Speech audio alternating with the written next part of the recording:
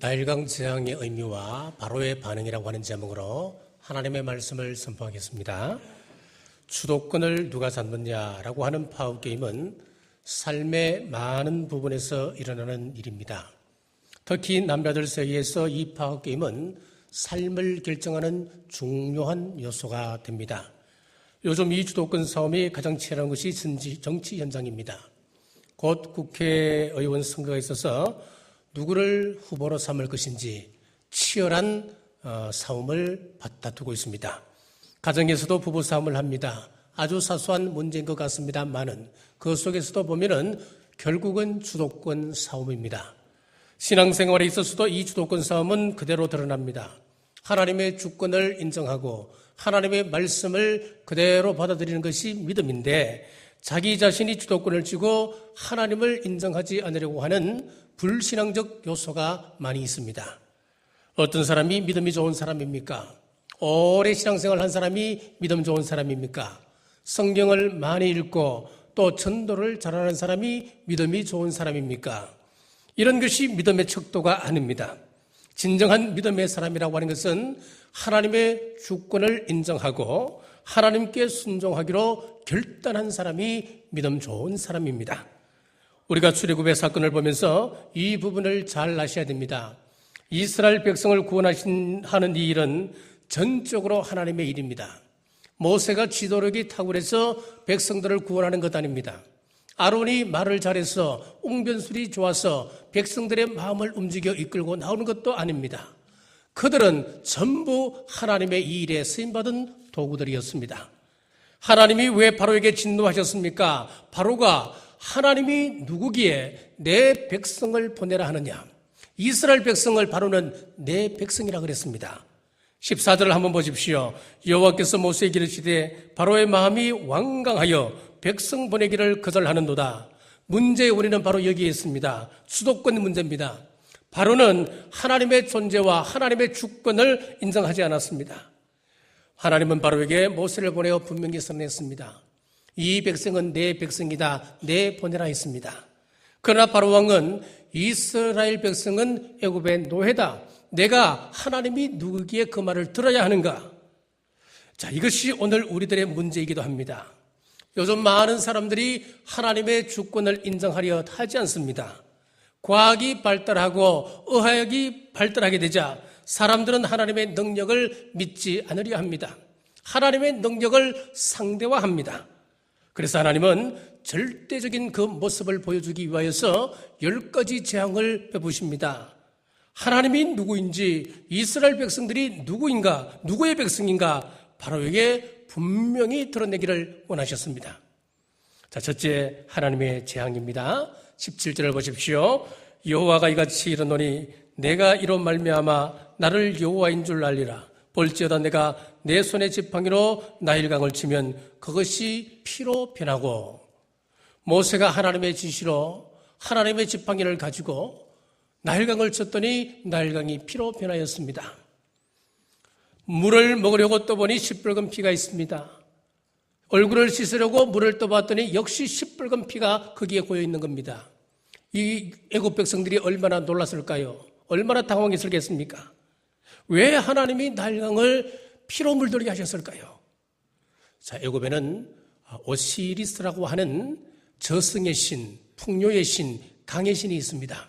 이 오시리스가 때가 되면 상 위에 큰 별을 내려서 위에 좋은 흙들을 아래로 몰고 와서 애굽에 큰 풍요를 준다라고 믿고 있었습니다. 그런데 하나님께서 애굽의 신 오시리스를 하나님께서 무너뜨리는 겁니다. 피가 있게 하고 강이 죽어있는 강, 악취가 나고 물고기가 죽어가는 그런 죽음의 강으로 만드셨습니다. 하나님이 이 재앙을 주시는 것은 이들이 섬기는 오시리스가 허망한 것임을 보여주는 사건이었습니다. 여러분, 이 나일강의 풍요를 주신 이는 누구이겠습니까? 하나님이셨습니다. 하나님께서 믿는 사람에게나 믿지 않는 사람들에게 동일하게 햇빛을 주십니다. 물을 주십니다. 강을 주십니다. 그래서 그들의 믿음과 상관없이 하나님께서 풍요를 주시기도 합니다. 이것을 일반 은총이라고 이야기합니다. 그런데 바로는 이 일반 은총을 깨닫지를 못했습니다. 하나님이 진노하시면 사람이 자랑하는 것 재앙거리가 됩니다. 애굽의 나일 강물은 애굽 사람들의 자랑거리자 그들이 신성시하는 강이었습니다. 그들은 나일강에 제사를 지내며 풍요를 기원했습니다. 하지만 우리 하나님께서 진노하시자 보기조차도 무서운 물건으로 변하고 말았습니다. 그렇습니다. 하나님을 거역하고 다른 것을 자랑하게 되면 하나님께서 그것을 언제나 원수되게 하십니다. 여러분이 자랑하는 것은 무엇입니까? 여러분이 귀하게 여기는 것은 무엇입니까? 여러분에게 있어서 나일강은 어떤 것입니까? 어떤 사람에게는 돈이 최고의 행복을 가져다 주는 나일강입니다. 어떤 사람에게는 권력이, 어떤 사람에게는 명예가, 어떤 사람에게는 지식이, 또 어떤 사람에게는 사랑하는 사람이 나일강이 되어 있습니다. 여러분의 건강이 자랑거리가 됩니까? 어떤 사람은 남보다 빠른 두뇌 회전을 자랑 삼아 이야기합니다. 또 여러분의 직장과 가문이 자랑거리입니까? 그렇다면 두려워하십시오. 그것을 의지하느라고, 그것을 자랑하느라고 하나님을 자랑하지 못하게 되면은 그것은 더 이상 나의 자랑이나 힘이 되지 못하고 나를 고통스럽게 하는 것이 되고 맙니다. 하나님을 두렵게 생각하시고 오늘 자랑할 것 주신 우리 하나님께 더 가까이 나아가시는 여러분 되시길 주님의 이름으로 축복합니다. 두 번째, 바로의 완악함입니다. 출애굽기 7장 3절에서 4절을 보시면은 내가 바로의 마음을 완악하게 하고 내 표징과 내 이적을 애굽 땅에서 많이 행할 것이나 바로가 너희의 말을 듣지 아니할 터인즉. 본문의 바로의 반응을 보십시오.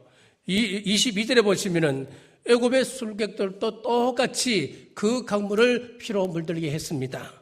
그러자 바로의 마음이 완악해졌습니다. 너희들이 믿는 하나님, 그 하나님도 물을 피로 바꾸게 할 수 있지만은 우리도 능히 그와 같은 기적을 일으킬 수 있다.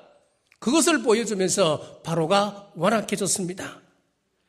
자, 이런 사건은 오늘 우리 시대에도 그대로 재현되고 있습니다. 요즘 유전자 분야의 과학이 급속도로 발전하고 있습니다. 게놈 지도를 만들어서 유전자를 읽을 수 있게 되었습니다. 유전자를 조작하여서 굉장한 품종을 만들어낼 수도 있습니다. 하나님께서 세워주신 자연 질서의 일부를 해석했다고 마치 하나님 자리에 자기가 올라 있는 것처럼 교만에 떨고 있습니다.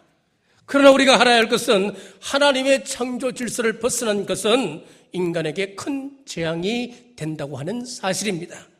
하나님의 창조 질서를 파괴했을 때 일어난 무서운 재앙 중에 하나가 몇 년 전에 우리가 겪었던 광우병입니다.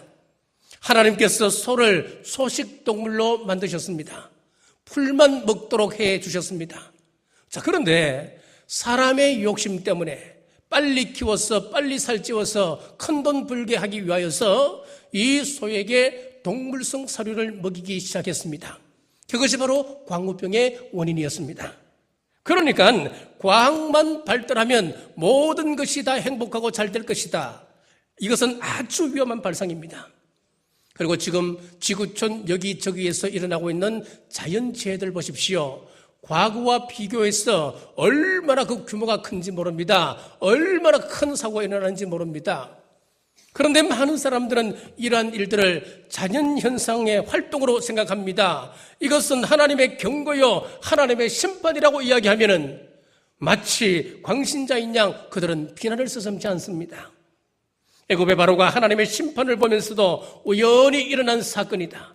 이것은 우리가 자연을 잘못 관리해서 일어난 사건으로 생각해버리듯이 이 시대에 배웠다고 하는 사람들 중에는 하나님의 섭리를 우연으로 돌리려는 사람들이 많이 있습니다. 사람들이 꾸민 일이라고 매도해버리기 쉽습니다. 사랑하는 여러분, 지식이 있다고 하나님 앞에 교만해서는 안 됩니다. 온 세계는 하나님의 창조물입니다. 결단코 하나님 이외에 날광과 같은 우상을 두어서는 안 됩니다. 만일 우리가 하나님 이외에 날광과 같은 우상을 섬긴다면 하나님은 그것을 가장 먼저 심판하십니다. 우리의 삶과 우리의 주권을 하나님께 넘겨드리시길 주님의 이름으로 축복합니다. 자, 성경은 하나님을 거역하는 바로의 마음을 완악한 마음이다, 굳어진 마음이다라고 이야기를 했습니다. 인간의 장기 가운데 굳어지면 사용할 수 없는 장기가 있습니다. 그것은 바로 간입니다. 사람이 술을 많이 마시거나 아니면 큰 스트레스를 받거나 아니면 과로하게 되면 우리의 간이 서서히 굳어져 가게 되는데 그것을 간경화 그렇게 이야기합니다. 간경화가 되면 소생하기 힘듭니다. 이와 같이 완악한 마음이라고 하는 것은 심령의 경화를 이야기합니다. 우리의 마음이 굳어져 버려서 하나님과 교통이 단절되어져 버렸습니다. 기적을 보여주고 표징을 보여주어도 하나님의 말씀을 전혀 들으려고 하지 않습니다. 완악한 마음인 겁니다. 우리가 믿음을 갖길 원한다면 하나님의 말씀을 부지런히 들어야 됩니다. 로마서 10장 17절 말씀해 보시면 그러므로 믿음은 들음에서 나며 들음은 그리스도의 말씀으로 말미암았느니라.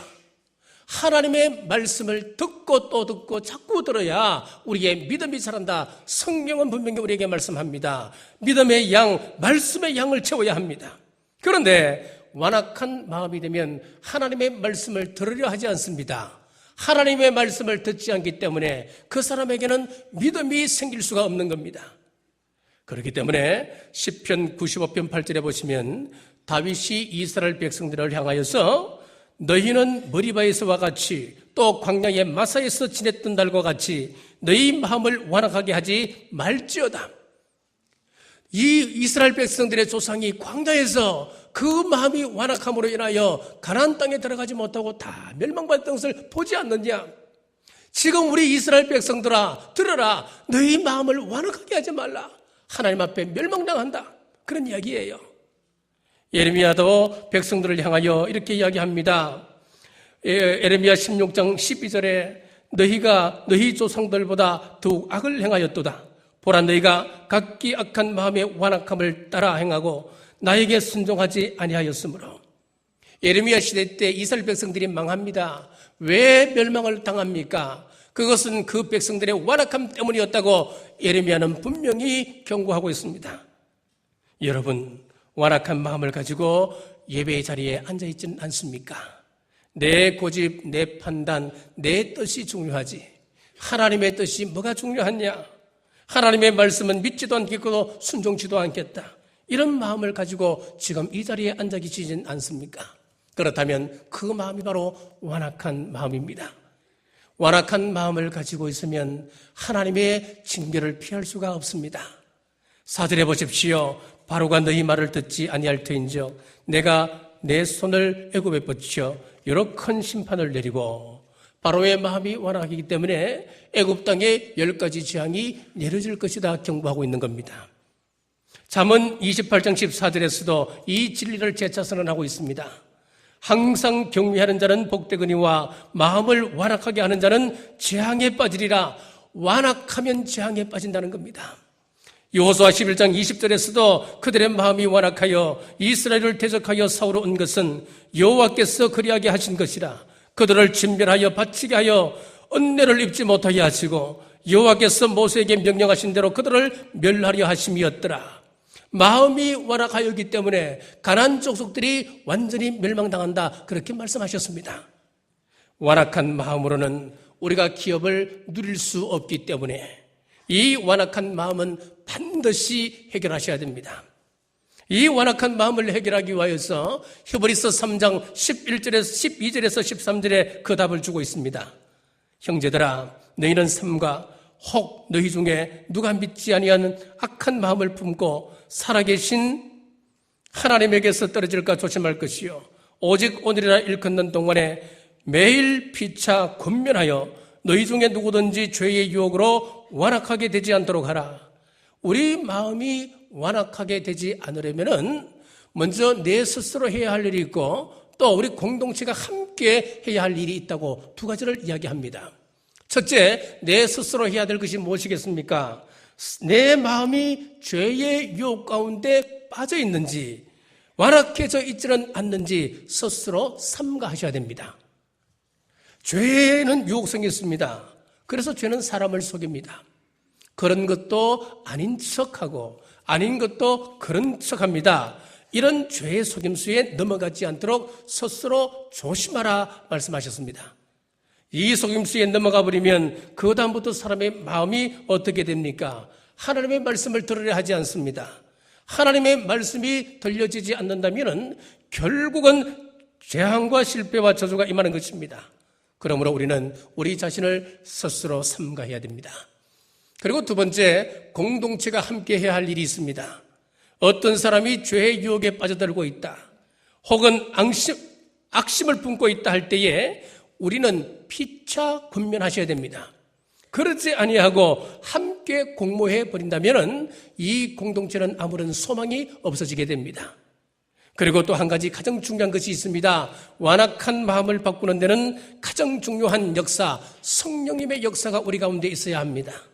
에스겔 36장 26절의 말씀에 보면 또 새 영을 너희 속에 두고 새 마음을 너희에게 주되 너희 육신에서 굳은 마음을 제거하고 부드러운 마음을 줄 것이며, 굳은 마음을 제거하고 부드러운 마음을 준다 하셨을 때에 이러한 역사를 누가 하느냐? 성령님께서 이러한 역사를 해주신다는 겁니다. 그러므로 우리는 성령님께 간구해야 됩니다. 하나님, 지금 내 마음이 굳어 있지는 않습니까? 내 마음이 완악해져 있지는 않습니까? 성령님 이 시간 도와주옵소서. 제 마음을 부드럽게 해주옵소서. 하나님 말씀을 듣고 믿어지게 하시고 그 말씀을 믿는다면 순종할 수 있도록 하나님 도와주옵소서. 내가 어찌 재앙과 저주와 실패의 길을 가겠습니까? 하나님, 성령님, 내 마음을 부드럽게 만들어 주옵소서. 기도하며 성령님의 도움을 구하시길 주님의 이름으로 축복합니다. 세 번째는 바로의 부인입니다. 23절에서 24절을 보십시오. 바로가 돌이켜 궁으로 들어가고 그 일에 관심을 가지지도 아니하였고 애굽 사람들은 나일 강물을 마실 수 없으므로 나일 강가를 두루 파서 마실 물을 구하였더라. 자, 여기서 바로는 하나님의 뜻을 이미 알고 있으면서도 의도적으로 일부러 모르는 척 고개를 돌리는 듯 보입니다. 베드로후서 3장 5절에 보시면은 이는 하늘이 옛적부터 있는 것과 땅이 물에서 나와 물로 성립된 것과 그것도 하나님의 말씀으로 된 것을 그들이 일부러 잊으려 함이로다. 하나님 역사를 일부러 잊으려 한다.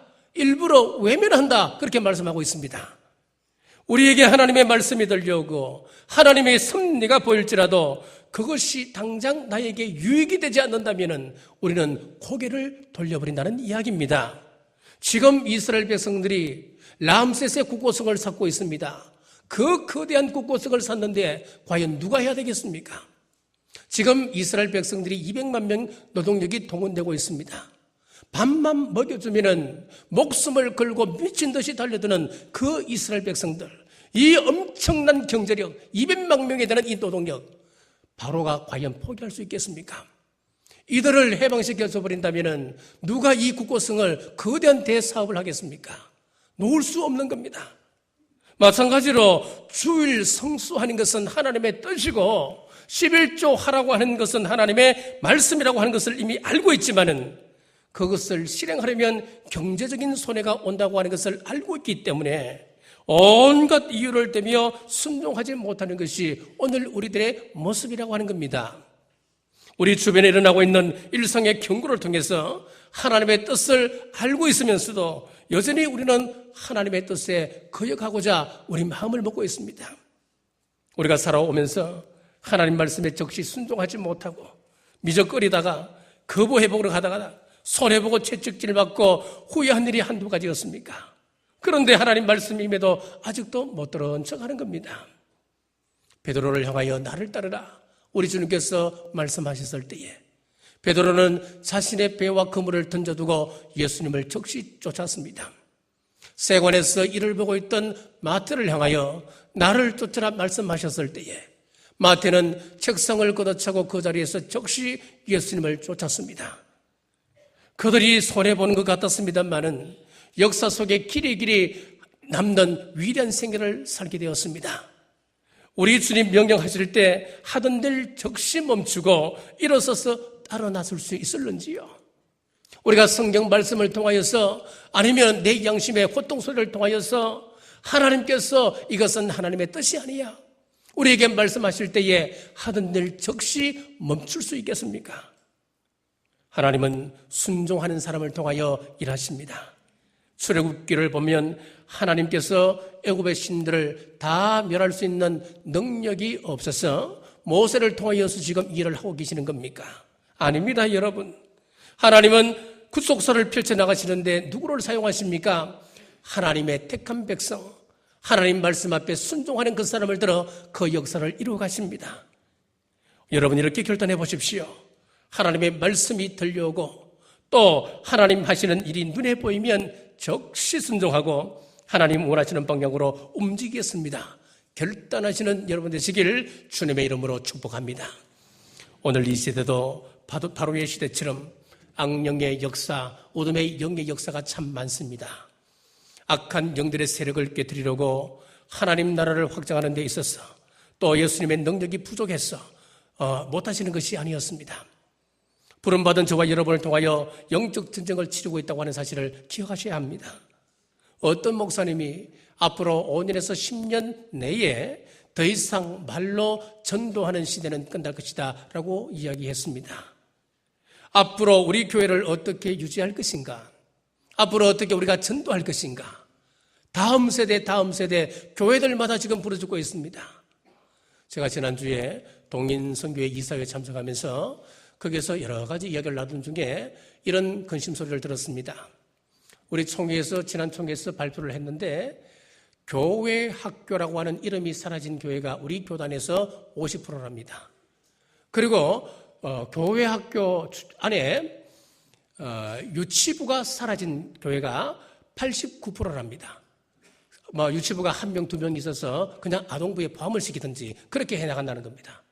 앞으로 다음 세대가 곧 없어질 그런 시대가 되었습니다. 자, 그러면은 우리가 다음 세대 하며 우리 자녀들을 도와줘야 되는데 어떻게 도와줄 수 있겠습니까?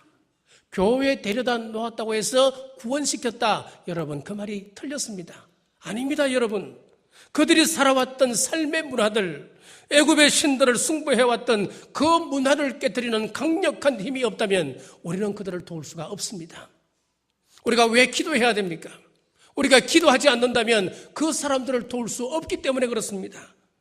원인을 찾을 수 없는 사건들이 지금도 우리 앞에 놓여져 있습니다. 내 힘으로, 내 지혜로, 내 능력과 내 경험으로 그것을 해결하려고 아무리 애쓰고 있었지만은 여전히 우리 앞에 수많은 문제가 산재되어 있습니다. 해결할 수 없는 문제들이 가정과 직장과 여러분 개인 삶 속에 절벽에 나타납니다. 무슨 이야기를 하는 겁니까? 에베소서 6장 11절에서 12절에 보면은 마귀의 간계를 능히 대적하기 위하여 하나님의 전신 갑주를 입으라. 우리의 실험은 혈과 육을 상대하는 것이 아니요 통치자들과 권세들과 이 어둠의 세상 주관자들과 하늘에 있는 악의 영들을 상대함이라 그랬습니다. 여러 가지 문제들, 육신에 속한 혈과 육의 문제가 아니라는 겁니다, 여러분. 영적인 전쟁이라고 성경은 분명히 선포하고 있습니다. 우리 가운데 일어나고 있는 여러 가지 신앙의 문제의 사건들, 그 배후에는 악한 세력이 도사리고 있다고 하는 것을 우리는 분명히 아셔야 됩니다. 지금 우리의 사업을 방해하고 우리의 건강을 해치고 우리의 행복과 평화를 빼앗아가는 어둠의 역사가 있습니다. 자녀들을 망가뜨리고 부부 관계를 벗어기게 하는 그런 악한 영이 있습니다. 이 싸움을 위하여서 하나님께서 저와 여러분들을 불러주셨다고 하는 사실입니다. 우리를 부르실 때에 중요한 약속을 주셨습니다. 이 싸움의 결론은 이미 나 있다. 이 싸움은 각본이 짜여져 있는 싸움이다. 그렇기 때문에 이러다가 우리 집구석 망하는 것 아니야? 여러분, 아니에요. 걱정하지 마십시오. 이미 이겨나왔습니다. 그런데 사람들이 안 믿는 겁니다. 우리가 영적 사업을 감당해 나가면 반드시 이깁니다. 그래서 우리에게 요한계시록을 주셨습니다. 오늘 어리석은 바로는 자기 힘을 믿고 하나님의 주례권과 하나님의 주도권을 인정하지 않으려 하다가 망했지만은 저와 여러분들은 모든 일이 영적 싸움인 줄 믿고 하나님 앞에서 교만하지 말고 하나님께 삶의 주도권을 맡겨드리고 넘겨드리는 우리 남북의 온 성도들 되시길 주님의 이름으로 축복합니다. 기도하겠습니다. 자비로우신 아버지 하나님, 하늘을 보길 원합니다. 하나님 약속 붙잡길 원합니다. 환경이 내가 처한 상황이 바뀌어지지 않았어도, 남편이 아내가 여전히 내게 고통을 준다 할지라도, 내 가슴 속에 아직 기적이라 말할 수 있는 간증거리가 없다 할지라도 약속을 붙잡게 하옵소서. 이 기대를 가지고 오늘 하루하루 살아갈 수 있도록 복 내려 주옵소서. 예수님 이름으로 간절히 기도드리옵나이다.